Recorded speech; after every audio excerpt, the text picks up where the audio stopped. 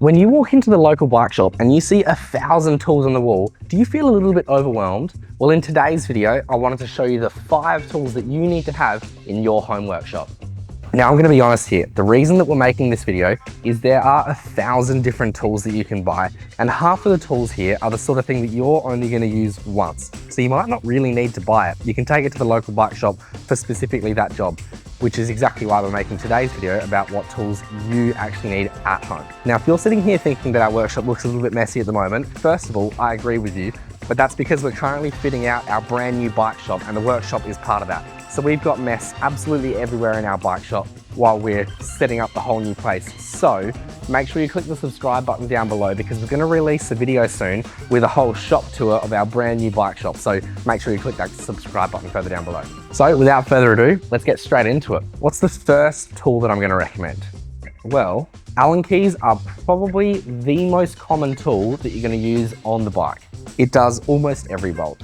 Handlebars. If you've got a disc brake bike, it might even tighten up the axles on the wheels. It might tighten up your brake bolts, whether you're rim brake or disc brake. It can help you remove and install pedals. It can help you tighten the cranks, the saddle. It can help you tighten part of the derailleur. Honestly, the Allen key is probably the most used tool. So definitely make sure you get a set of Allen keys. With the Allen keys, you'll find that there's 2 different styles out there. When we have one in the packaging, there'll be 2 different ends to it. It's kind of shaped like, almost like the letter L, or the letter L for you, I suppose. One side is just, I guess, squared off on the edge, and the other side has a little ball joint on it. I don't know if you can see that too well with the camera there. The ball joint means that as you're tightening up a screw, if you were to tighten it up and have it on a bit of an angle, you can still tighten up that screw. So if you're in the shop and you're trying to work out which Allen key you should go for, I would recommend finding one that has a ball joint on the end. This might not make too much sense on the video, but when you're trying to tighten up a bolt on an awkward angle and it's stuck in behind another bolt and you're trying to tighten it up, this will make a lot of sense. So make sure you get a ball joint on the end. For example, if we were trying to do up this bottle cage bolt here, sometimes if we had a flat edge and we didn't have the ball joint, trying to get the tool in there is a little bit more difficult. Whereas if we had the ball joint on the end, it means that we can come in on a bit of an angle like this. It's not perfectly straight in like that, it's kind of on an angle, and I can still tighten up the bolt as needed. So a ball joint will make it a lot easier to tighten up those awkward bolts. Sometimes when we really want to tighten it up, we can take the Allen key out and then we can use the shorter end of it because now we've got more leverage. More leverage, having a longer tool, means that we can tighten it a little bit easier as well and a little bit tighter. Hey guys, sorry to interrupt. I just wanted to quickly mention that YouTube sent us a message recently saying that 94% of people watching these videos haven't subscribed yet. So I just wanted to quickly say that we have tens of thousands of dollars worth of value in these videos and we're giving it all to you for free. So if it is something that you appreciate and you want to help our small business succeed, I'd love it if you could hit that subscribe button down below. Anyway, let's get back to the video. It's worth noting here though, when we're talking about using this ball joint on the end, all that's used for is just getting the bolt nice and straight. It's going to get it kind of tight, but we're not going to want to use it to fully torque or fully tighten up the bolt. Because it's a ball joint and it's not sitting in the bolt as smoothly as what the square head would, it means that you have a chance of rounding the bolt. If we round the bolt, it's incredibly difficult to get it out. So use the ball joint to get it kind of close. And then when you're ready, then we can move across to this to tighten it up. Something else I want to mention while we're talking about Allen keys is the length of the Allen key. Now this Allen key here is an 8mm Allen key. That's a really, really common one that we'd see for tightening up the pedals on the back of the crank arm there. That's what we can use to actually tighten or to loosen the pedal. Now this is an 8mm, but this is also an 8mm Allen key. So they're the exact same size head up here, but see how one's a whole lot longer than the other? That means that when we go to tighten the bolt, we're able to get more leverage from this one here than what we can with this one here. So if this is all that you have in your home workshop, it will still do the job, but it gets quite difficult to loosen a super tight bolt. Pedals are notorious for being incredibly tight, especially if there wasn't grease on them. So if you're in the shop and you're trying to find a set of Allen keys, try and get a longer one. With that being said, a little top tip that I've learned over the years, I was saying that you get more leverage with this, which means you can tighten it and loosen it a little bit easier. But with the other one here, it's not quite as long. This is where sometimes we can use a spanner to make it feel a little bit longer. Now this is not ideal, but sometimes bolts are incredibly stubborn and incredibly tight. What I can do sometimes is I can put the circle end of the spanner through the Allen key, and now I can use that to get a little bit more leverage, and I can do it both ways. So a little top tip that I've learned over the years. The second set of tools that I strongly recommend having in your home workshop is a set of screwdrivers. What you'll find with screwdrivers is there's two different types. You've got what we call a Phillips head and what we call a flat head. I'll put a close up on the screen of what the two different ones look like here. I strongly recommend having both. There's a couple of different sizes that we can go for as well. You can go for some that are really, really small to get into the really little bolts, and you can go for some that are a bit bigger so they can tighten up the big, heavy bolts as well. The screwdrivers, I keep wanting to call them spanners, but they're not spanners.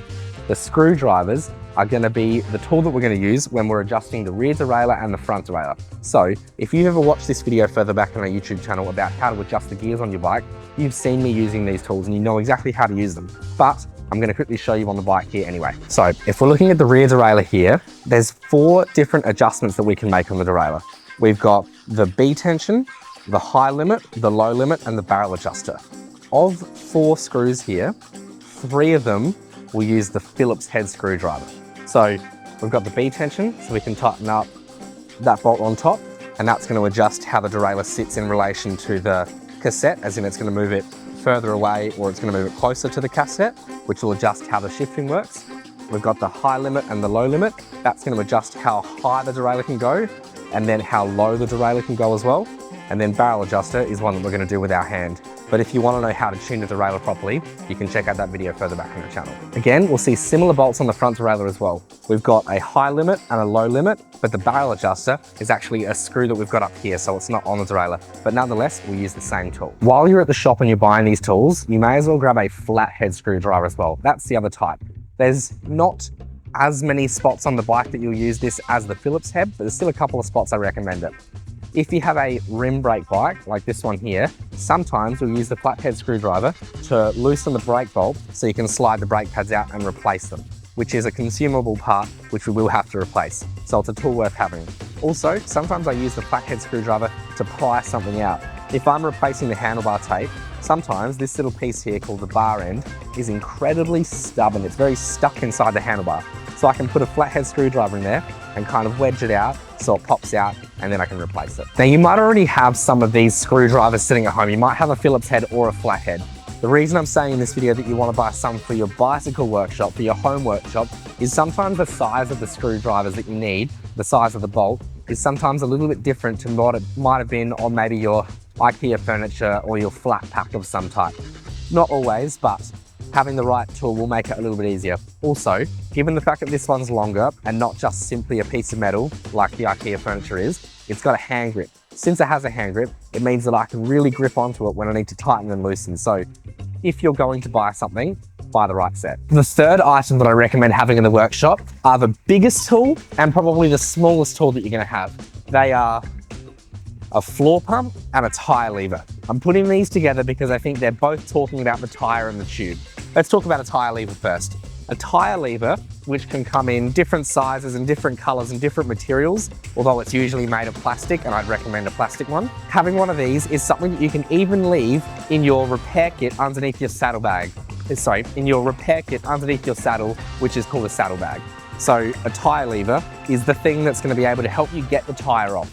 Sometimes, you've probably learnt this if you've tried to replace a tire or a tube on the side of the road, sometimes they can be incredibly tight and you can't quite get it with just your hands or just your thumbs. That's where the tire lever comes in. So I would recommend having a set of these in your saddlebag, and if you have a couple of extra dollars, maybe even have a set in your home workshop as well. And by the way, there are actually different types of tire levers. These ones here, both of the ones here in my hand, are made of plastic. That's what I strongly recommend.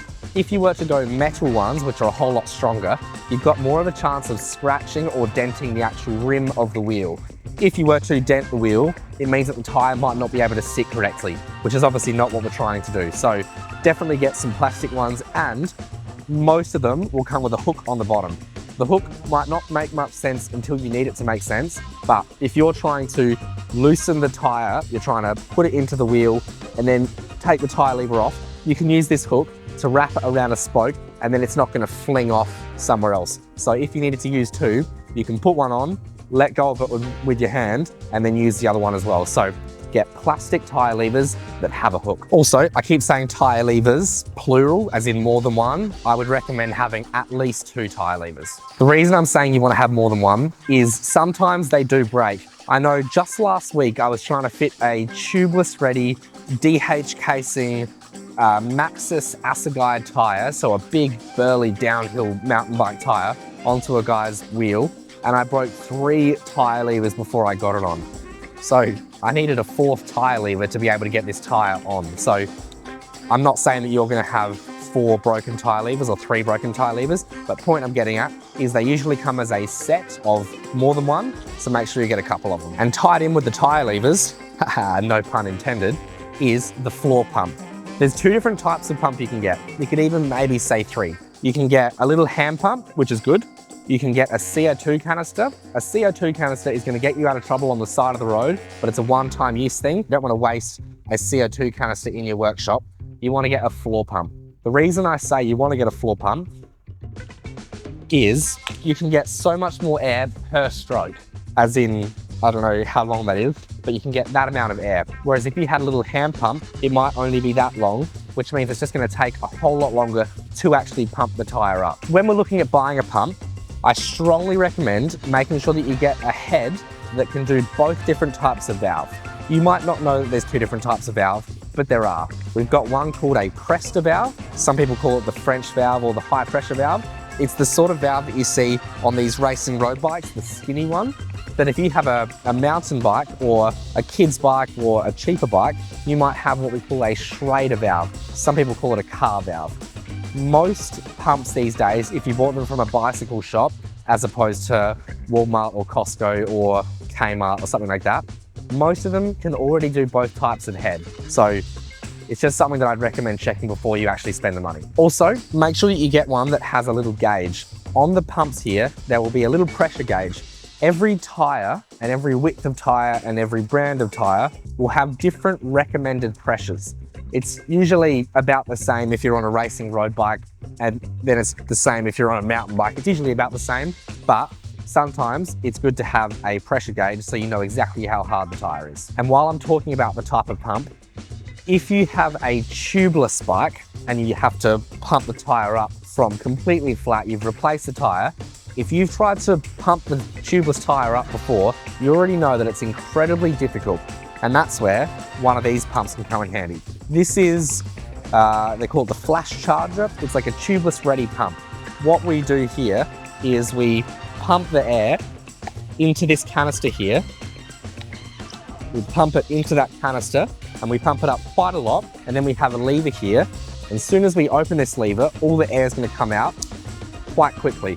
This is the pump that I would recommend if you have tubeless rather than buying an air compressor. If you've got a bunch of spare money and you want to buy an air compressor to make your workshop look awesome, go for it. But this is significantly cheaper, as in 1/10 of the price, 10% of the price, if you were to buy one of these as opposed to the air compressor.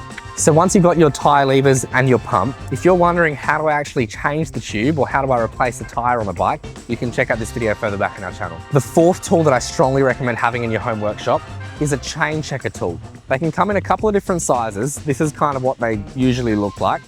This is the one that I use almost every single day, or literally every single time that I work on a bike. This tool will measure from this pin to this pin how far apart they are, and it has a little piece here that can move and go further. The reason that I recommend having a chain checker is if you were to ride your bike with a worn out chain, it's going to prematurely wear the other parts of the bike that it's touching, which is the chain rings at the front or the cassette at the back or even the jockey wheels.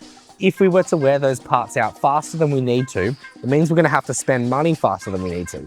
So staying on top of the chain will help you save money. And this tool here is the same idea, it just costs a little bit less. I think you kind of hook it into the chain and then you'll move one part of it. And if it can touch, it means that it's worn out. But if you were to buy one of these, it'll have a sticker on the side showing you instructions for use. And the 5th item that I recommend having in the workshop is actually a collection of items. I'm just going to call this fluids. And by that, I mean, you're going to want some stuff to clean the bike, something that you can spray onto the bike and wipe off. You're also going to want something that you can clean the chain with. When I say clean the chain, I also mean degrease the chain. If you've watched this video further back on our YouTube channel, you already know exactly how to do this. So if you don't know how to do it yet, check that video out. But a degreaser is something that you're going to spray onto the chain and then wipe off, and that's going to clean the chain. You can get so many different brands out there. I've got a muck off one here. I've got Bikey Wipes, which is an Australian brand. These ones are really cool if you're doing your home workshop and the floor underneath you can't get dirty. So we're lucky here in our workshop. We've got some flooring on the way, which hopefully should be delivered in about an hour. So hopefully in the next video you might see it. But anyway, but if you're doing it over carpet at home, these Bikey Wipes pull out kind of like a baby wipe for your bike. So you can use them to actually clean the chain. So you're gonna want something to clean the bike, the frame, the wheels, that kind of thing. And then you're gonna want something to clean the drivetrain, the chain, the cassette, the chain rings, that sort of thing. And then you're gonna want something to re-lubricate the chain. You can get heaps of different brands of chain lubricants, so I'll let you do your own research. I would recommend having a dry lubricant. It's still a liquid, but they make a dry lube and a wet lube. It's more talking about the conditions that you're riding in. Since I'm a fair weather rider and I tend to only ride in the dry when the sun's out and it's a beautiful day, I like the dry chain lube, but each to their own. Again, heaps of different brands out there. Bikey Wipes make their own Bikey lube, so you can grab some of that as well if you were going the Bikey products, which I do highly recommend, partly because they're an awesome product, but partly because they're friends of mine as well. And while I'm talking about the fluids, I also recommend having some rags as well. You can either go a rag, like an old t-shirt or something like that. I like to use the microfiber cleaning cloths because I think they actually clean the bike while I'm wiping all the fluids off of it. So each to their own. It's probably not the cheapest route to be able to do it, but I think it does the best job, and I like to do the best job on my customers' bikes. So each to their own. You're just gonna want something to be able to dry the wet off the bike. And you guys already know me. When I say 5, I'm always gonna give you a bonus. So here's the 6th one that I think that everybody should have in their workshop. And let us do, actually, not everybody needs an angle grinder. Hopefully you don't need an angle grinder for your bike. Let's talk about a torque wrench instead. A torque wrench is a tool that you're going to use to tighten up bolts. It's the exact same as these Allen keys that we started with. It's the exact same tool. It might even have some screwdrivers in it. Kind of uncommon, but sometimes it might have them. Mine does not. But anyway, a torque wrench is a tool that we're going to use to tighten up a bolt to the correct torque setting. A torque setting is something that's measured in Newton meters. We're talking about how tight a bolt can be before it's going to be too tight and it's going to snap. When we're looking at torque wrenches, most of the time they're adjustable. This one here that I have has a dial down here at the bottom that I can tighten and loosen, and that's going to adjust the number in here, which is going to be in relation to the torque that we have on each different bolt. This is incredibly important to the people that have a carbon fiber bicycle or parts of their bike that are carbon fiber. If you have metal, whether it's aluminium or steel, it's still important, but it's not as important as it is with these carbon fiber bikes. So I highly recommend getting a torque wrench. Something worth noting with the torque wrench is they're not cheap. You could easily spend $150 without even thinking about it on a torque wrench. So in comparison to a tire lever that's about $2, this is a really costly upgrade. This is also a really cool Christmas gift idea or a birthday gift idea. If you have a bicycle friend who likes to work on their own bike, but they don't have a torque wrench yet, and you wanted to buy them something awesome for Christmas or their birthday, this is a really good tool to grab. I reckon that about sums up 5+1 of the most important tools that I think everyone needs to have in their home workshop. If you reckon there's anything that we've missed that I should have mentioned in this video, maybe you can see it on the workbench here, or maybe you can't, let us know in the comment section down below. What did you think I missed? And do you agree with some of the different things that I've said here, or do you disagree? Let us know. Anyway, I'm gonna say thanks for watching, and we'll see you in the next video, and make sure that you're subscribed so that you see when we have our shop tour when this workshop is actually complete. Otherwise, see you in the next video.